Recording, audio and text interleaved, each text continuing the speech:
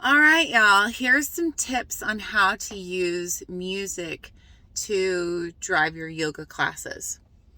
First things first, it is better to use no music than the wrong music. What do I mean by that? I was in a yoga class once where it was the beginning breath work, and the instructor had music on with a beat, and that was the wrong music. Because I was trying to get grounded in myself, and instead I was hearing this beat that was distracting me and trying to ground me in a different way. So the music was really distracting. It wasn't helpful. And so in those sorts of situations, if you're not sure about how to use the music, better just don't use any music, or use something that is just some light mantras or something ambient, just light in the background if you're not quite sure what's the appropriate kind of music. So better no music than the wrong music. That's the tip number one. Tip number two is you need to know what kind of class you're trying to teach. What's the intention of your class? Is it yin? Is it a restorative? Or are you wanting to do some flow in there? Those are two very different classes, right? So something yin or something restorative, you can have something chill, like the whole class, and there's no worry of an arc.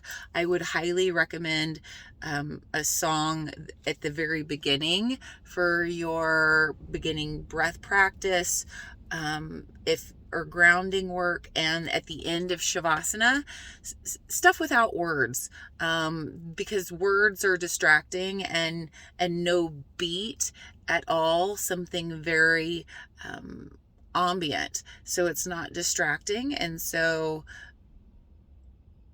it's not distracting for the intention of that part of the class. However, in a yin or a therapeutic style class, restorative style class, then you can just have like relaxing music play the whole time, and just it's all kind of about the same melody, and you just think of like, what do you think feels relaxing and comforting, and tap in to that. So, and the third tip is it's really handy to use your music as a timer for your class. So once you know the style of the class that you're wanting to use to create, you can use it as your timer. So you can have the music actually tell you what's next, right? So sorry, I'm pausing here. I'm not editing this video for you guys, so I'm a little pause here for a second. Oh, so meaning if your class is going to be 60 minutes, make your playlist 60 minutes and have a really good idea of what your second to last song is. And that tells you, oh gosh, that song's coming up, or that song's playing. I need to get them into Shavasana, right?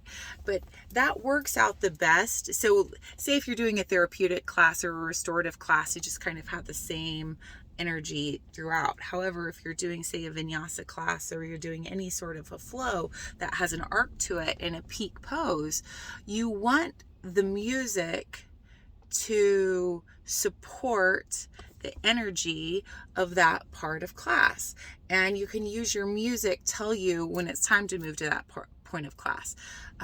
For example, so to say if I'm teaching a vinyasa class, which can take my vinyasa classes on Tuesday at 6 o'clock on starting next week, if you want to, at 6 o'clock in the evening.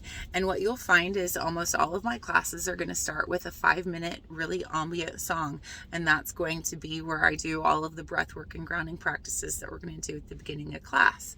And then the next, I would say probably 2 songs are going to slowly bring the energy up. So as I'm doing some cat-cows and spinal balances and so on, that might have some have a teeny tiny bit of a beat to it, but it's not that high energy yet. It just makes your body want to start to move. And then by the time I'm standing up and ready for sun salutations, 15 minutes into the class, I'm going to start having a song that has a beat to it.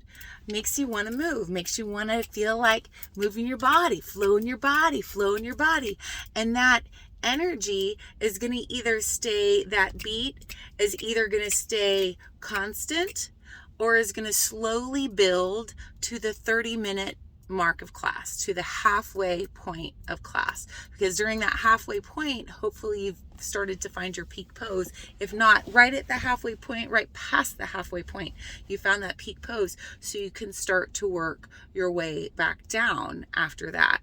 You want to have music that's chilled out, where it's getting back to relaxing and calming again. When you have about 20 minutes left of class, because you need at least a good 10 15 minutes for that deep stretch before your 5 to 10 minute shavasana at the end of class. So as you start to bring the tempo down, it tells you it's time to get back down to your mat and start to do some more of your stretchy poses to ease you into shavasana. So those are some of my tips of how to build your music. You can use whatever system you want to use to build your music. Know that before online music was available everywhere, there were two main companies that you could go to, Dynamix and Power Music. Those are two companies that made like mixtapes that were on CDs that you could buy for all, just so you didn't have to mix your own stuff. So my guessing, Power Music and Dynamix are probably still in business, but I don't use them anymore because I use Spotify. I get all of my music off Spotify. I pay for my Spotify account. I think it's worth it to be able to have on my phone.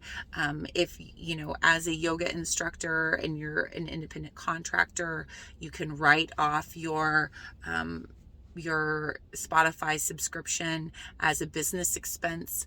And the cool thing about Spotify is that Spotify does, when you go to your Discover in your Spotify, there is, every week Spotify makes a new playlist for you called My Discover Weekly. And Spotify will suggest songs based on what you play and that you like. So it's like this gift that keeps on giving from the music gods, that every week I get a new playlist where they're thinking, hey, I think you're going to like this music. And so then I have a couple different playlists that I then filter songs. So I'm listening to my Discover Weekly on a weekly basis. I hear a song, ooh, I like that.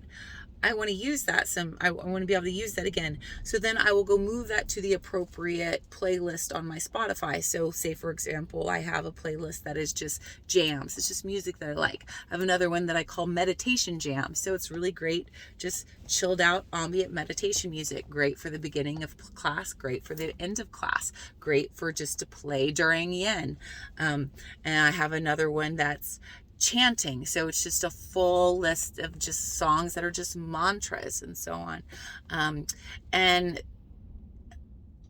so you may have different ways that you categorize music of how you like to do it. So then when I go to build a playlist for a class, if I want to, then it literally, I can just plug and play, right? The songs that were on my meditation playlist, I can put at the beginning, at the end. Some of the chanting ones I can put on the way up and on the way down. And then I have my jams for like right in the middle when the energy is high. So it just makes it really easy to take puzzle pieces and put them together to make a playlist.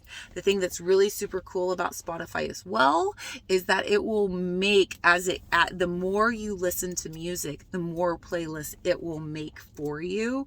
And so I have a full section of created for Aubrey playlists that Spotify's made for me of different genres and styles of music. So there's some that's mostly ambient, it's some that's mostly upbeat, it's some that's mostly chanting. And so then you can then use those playlists appropriately if you want to in your classes, or you can use them to mix and match and make your own. One other thing that's really a really cool feature too about Spotify Spotify is that you can follow people. So say, for example, you could follow me on Spotify and you would have access to all of my playlists. And so then you wouldn't even have to create your own. You could just use mine. Or like, say, for example, like or you can go to any of each other's. Like, I've just got some really great music from April. She was in one of our previous yoga teacher trainings. So we can follow each other and we can get music from each other and share each other's playlists, which is this really super cool feature. I think maybe Apple Music and Amazon Music or Pandora maybe does those kind of things for you. I'm not quite sure. But those aren't my fortes, so I can't train you on those. If you have any questions about anything that I just shared, if anything wasn't crystal clear, please comment. Please let me know. I'm happy to answer your questions. This was just on the cuff, wanting to get the information out to you. Any follow-up questions, I'm happy to answer. And I hope this was helpful. Thanks, guys.